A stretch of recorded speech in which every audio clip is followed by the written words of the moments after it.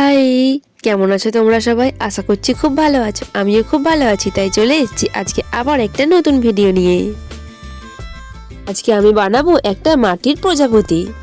এখন তো বিয়ের মরশুম চলছে, আর বিয়ের সাথে কিন্তু প্রজাপতির একটা সম্পর্ক আছে।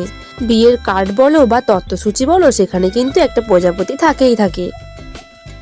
আর সবাই বলে গায়ের ওপর প্রজাপতি বসলে নাকি তার বিয়ে হয়।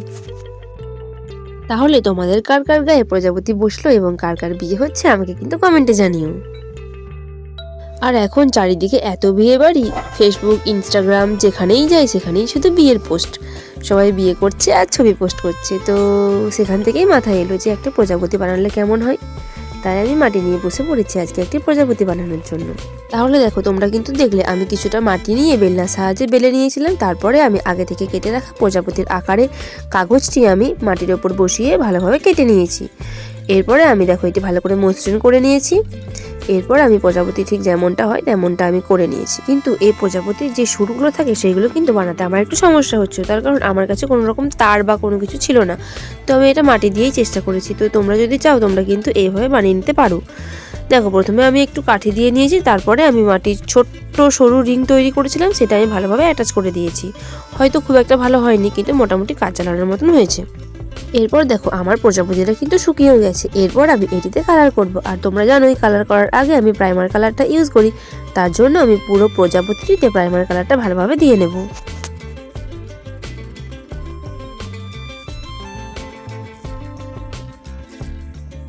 এরপর আমি প্রজাপতিটিতে আগে থেকেই দেখো স্কেচ দিয়ে আমি একটু দাগ করে নিয়েছিলাম, যাতে রং করতে সুবিধা হয়। তো এরপরে আমি সাইডগুলো কালো কালার করে নেব এবং মাঝে আমি হলুদ রংটা দেব। জানো তো, প্রথমে ভেবেছিলাম কি যে প্রজাপতিটা আমি লাল কিংবা নীল রঙের করব। তারপর ভাবলাম না, আজকে একটু হলুদ রঙের করি, দেখি হলুদ রঙের প্রজাপতি হলে কেমন লাগে দেখতে। তাই আমি হলুদ রঙের করেছি।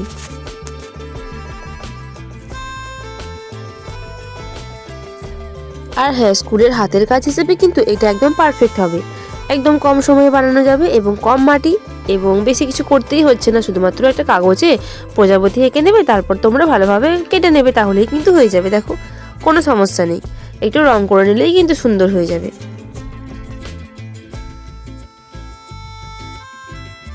আর যারা মাটির প্রজাপতি বানাতে চাও তারা কিন্তু আমার এই ভিডিওটা দেখলে খুবই উপকৃত হবে। তার কারণ আমি কিন্তু পুরো প্রসেসটা আমার ভিডিওতে আমি দেখাই, যাতে তোমাদের কোনো রকম কোনো অসুবিধা না হয়।